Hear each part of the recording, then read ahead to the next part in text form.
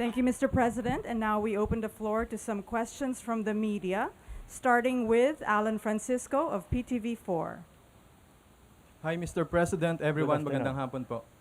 Yeah. Sir, why change horses in midstream? Ano po sa palagay ninyo yung mga offer ni Secretary Recto sa table sa pangalawang taon po ninyo sa pwesto bilang Pangulo ng Bansa?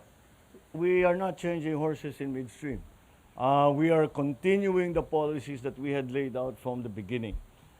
It would be, I would think, poor judgment on our part, having seen the effects of the changes in policy, the changes in structure, as you would say, to change them in the middle of our progress, and we are making such good progress.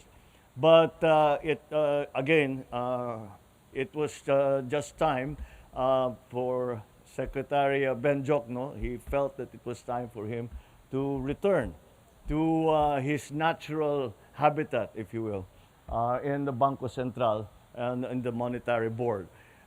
In terms of what Secretary Ralph has to offer, I think there is no need to enumerate that. His experience as NEDA head and his experience in the legislature.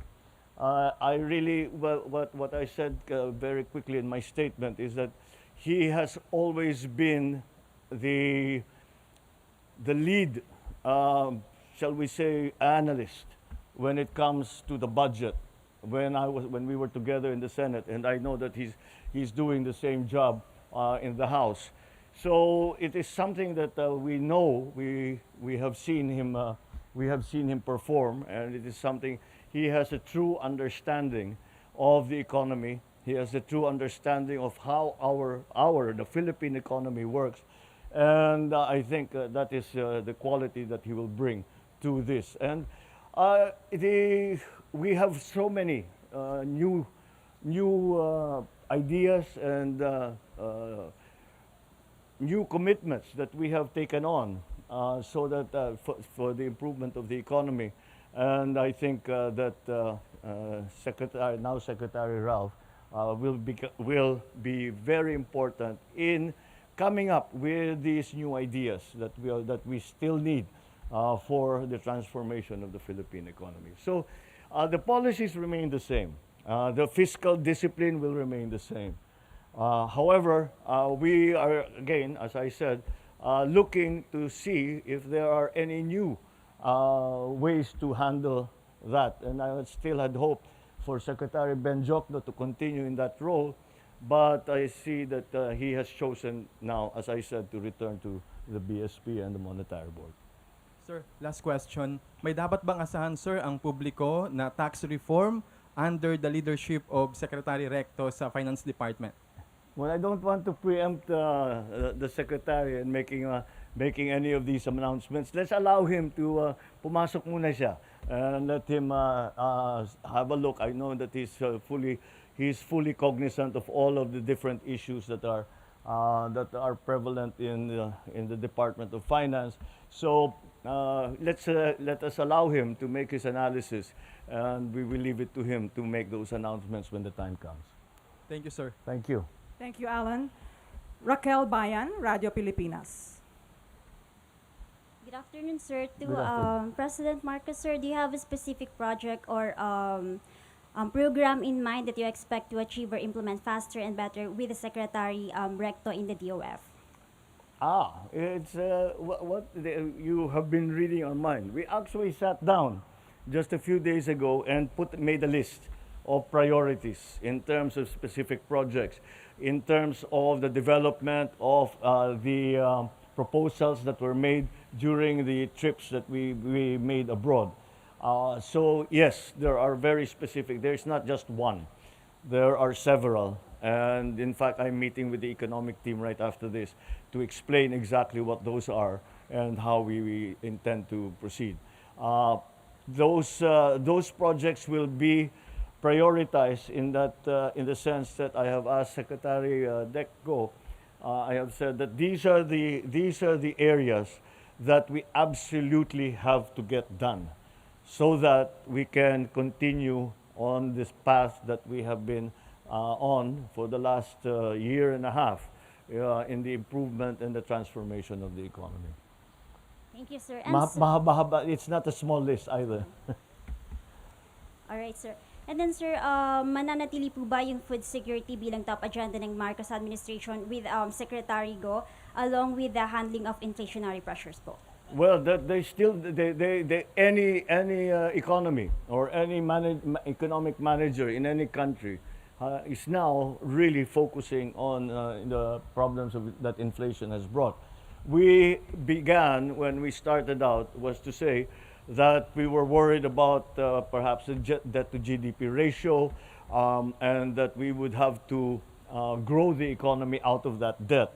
We have moved certainly in that direction, and that is why with the new global economy, we are now having to not rethink, but we have to redesign many of what we normally had done, the policy that we had done before the pandemic. The pandemic is really the inflection point in the world economy, and that is why we needed to adjust.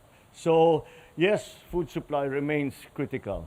These are the lessons learned from the pandemic economy, that food supply must be guaranteed so that whatever happens, say if they, God forbid, there be another pandemic or any such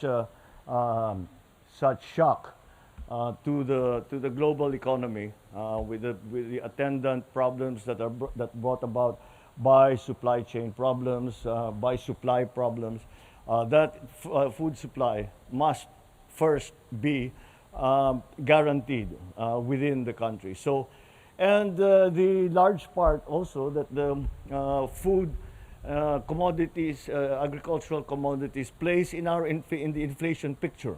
The contribution of agri commodities to the total inflation rate is still significant, and that's why we have to assure our people that there will be a supply, and therefore we will be able to hold prices at the level that is affordable by everyone. Thank you, sir. And sir, if I may kay Senator Recto po. Ay kay Secretary Recto po. Sir, are we going to continue what Secretary Jokno started, or should we expect reforms under your leadership in the OF po? Well, essentially, you have the National Development Plan to follow, and the chief architect of that is the President. You have the macro fiscal framework, and there is a plan, there is a roadmap that essentially we will continue. Thank you. Thank you. Now we have Jinky Baticados of IBC 13. Good afternoon, Mr. President. Good afternoon, everyone. This question is for Secretary Recto. Sir, following your appointment po as Finance Secretary, what is your first order of the day po? Number one is to collect for next year, I think 4.3 trillion in taxes. 3 trillion with the BIR, 1 trillion with the BOC, and I think the Treasury is about 300 billion. So it's all about fiscal sustainability. And like I said, you have a national development plan to fund. Incidentally, we will be borrowing 2.7 trillion next year. So every night when I wake up in the morning, dapat ang nakolekta natin more or less 20 billion to fund all the needs of our people and the requirements of government. So, and to make sure that that money is spent wisely. The idea is to stretch every peso, including acting faster on investment. Particularly, the President has just signed the new PPP law. That will free up government resources for social services, investments also in creating more jobs for our country. Sir, sorry, I have to ask this question, although the President told us that he doesn't want to preempt you. But, sir, do you plan to impose new taxes po under your watch? There are already existing revenue measures that the House has passed, and the President has certified as urgent. We will make sure that the Senate will be able to pass the same. Okay. Sir, lastly po, will you be implementing changes such as a reshuffle among the DOF officials? I don't expect to. You know, when I entered NEDA, I only brought one person with me. And that was during the height of the global financial crisis. I think we came out unscathed at that time. Thank you, sir. Thank you. Sir, last question for Secretary Go, sir. Being the investment, sir, and the economic advisor, what steps are you taking to ensure that all investment pledges, sir, from the foreign trip of the president will come to reality? And how will you monitor po the benefits of all those investments? Yeah, I think our goal to attract strategic investments into our country calls for number one, improving the ease of doing business. Second would be reducing friction costs. And third, finding solutions to navigate the bureaucratic challenges that we face. And we have to make a strong case to the world why they should invest here in the Philippines. Thank you, Secretaries. Thank you, Mr. President. Right, salamat. Thank you. Okay. Thank you very much, Secretary Go and Secretary Recto. And thank you very much, Mr. President. This concludes our press briefing. Maraming salamat, Malacanang Press Corps, and have a good afternoon. Thank you all very much. Magandang hapon sa inyo. Thank you.